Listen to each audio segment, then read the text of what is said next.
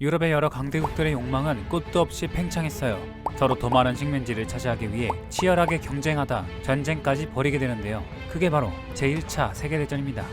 그리고 이 전쟁에서 가장 중요한 군사 전략 물자 중에 하나가 말라리아의 특효제 퀴닌이었어요.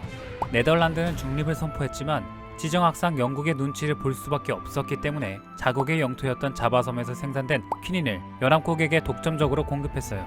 반면 적대 세력이었던 독일 등의 추축국은 연합국의 경제 봉쇄로 인해 퀴닌 입수가 어려워졌죠. 양 진영의 병사들은 장기전을 겪으며 비위생적인 환경에 노출되었고 전투 사망자보다 각종 감염병으로 죽어간 인원이 더 많을 지경이 되었어요. 이런 상황에서 말라리아 치료제인 퀴닌 공급이 중단되자 독일군의 피해는 막심했어요. 그래도 독일은 독일이었어요. 퀴닌을 대체하기 위한 약품 개발에 뛰어들었고 결국 1934년 독일의 바이엘사가 항말라리아 약품인 클로로킨 개발에 성공해요. 하지만 당시의 클로로킨은 퀴닌보다 약효가 뛰어난 대신 시력장애 등의 부작용이 있다는 단점이 있어 곧장 사용되진 못했어요. 그리고 전후에 잠깐 찾아왔던 평화가 끝나고 1939년에 제2차 세계대전이 발발하는데요. 전선 중의 하나였던 태평양 전쟁에서도 말라리아와 퀴닌은 커다란 영향을 끼치게 됩니다. 유럽 전선의 수많은 병사들이 발진 티푸스로 죽어갔다면 동남아시아 전선에선 말라리아가 활약했는데요. 태평양 전쟁에서 일본이 미국에게 대패한 이유 중 하나는 미국의 상상을 초월한 물량 공세였어요. 미국의 병사들은 보급 걱정 없이 전투에 전념할 수 있었지만 일본의 병사들은 필요한 것들을 현지에서 조달해야 했죠. 일본은 식량 보급이나 감염병에 대한 대책 없이 병사들을 전장에 투입했어요. 얼마나 준비가 안 되어 있었냐면 1937년 중일전쟁부터 1945년 종전까지 일본군의 총 사망자 230만 명 중 절반 정도가 전투가 아닌 질병으로 죽거나 굶어 죽었다고 해요.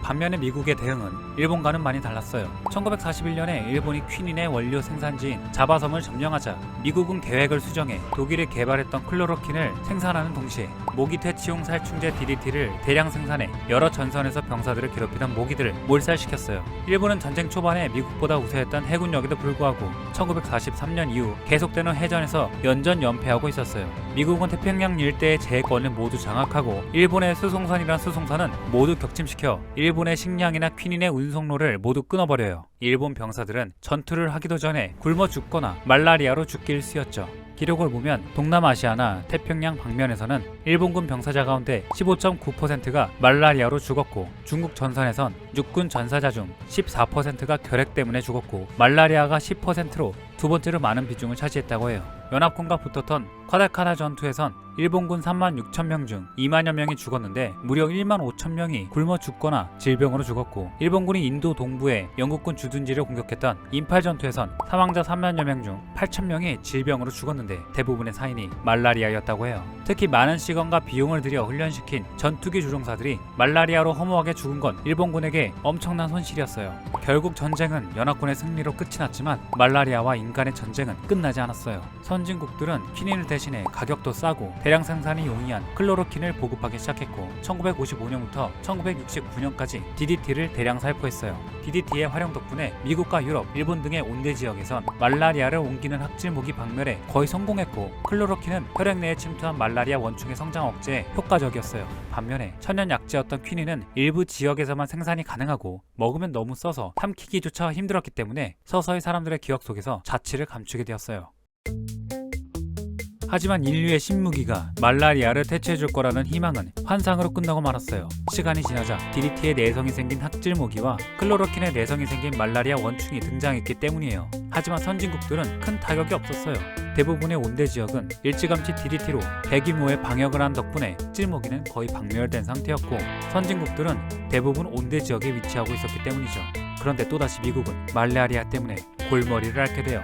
미국은 공산 진영에 속했던 북베트남이 베트남 전체를 공산화하는 걸 막기 위해 남베트남을 지원하게 되는데요. 열대 지역에 속했던 베트남은 여전히 말라리아가 유행하던 지역이었고 말라리아 원충들은 클로로킨의 내성을 가지고 있었어요. 그래서 미국은 다시 천연약재인 퀴닌에 주목해요. 효과가 약한 대신 내성이 거의 생기지 않았기 때문이죠. 그런데 퀴닌의 원산지였던 인도네시아가 제2차 세계대전 후 네덜란드로부터 독립했는데 하필 공산 진영에 협력하고 있었기에 미국에 대한 퀴닌 공급을 거부했어요. 그러던 중 베트남 전쟁이 한창이던 1965년에 수하트로 장군 휘하 군부가 쿠데타를 일으켜 인도네시아의 제1대 대통령 수카르노를 밀어내고 대통령의 자리에 올라가요. 쿠데타 직후 인도네시아는 순식간에 친미 국가로 변모하는데 여기에는 미국의 아이젠하워 대통령이 미국 중앙정보국을 통해 쿠데타를 지원하는 조건으로 수하루토와 밀월 관계를 맺었다는 의혹이 존재하죠. 인도네시아를 자유주의로 끌어들이면서 피닌을 얻어내는 것이 미국의 목표였다고 추측되고 있어요.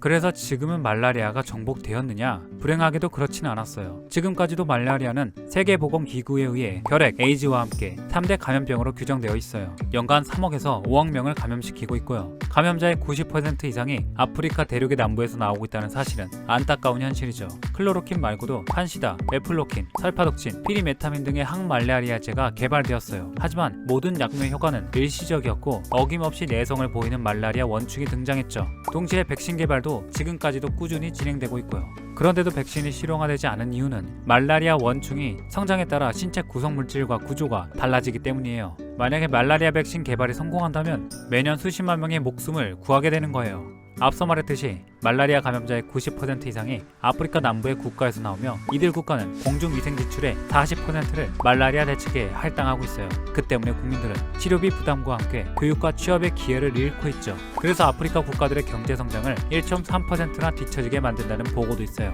아프리카나 열대 지역을 다녀오실 때 겨우 모기 따위라고 얕보지 마시고 말라리아를 조심하세요. 말라리아는 여전히 인류를 위협하고 있으니까요.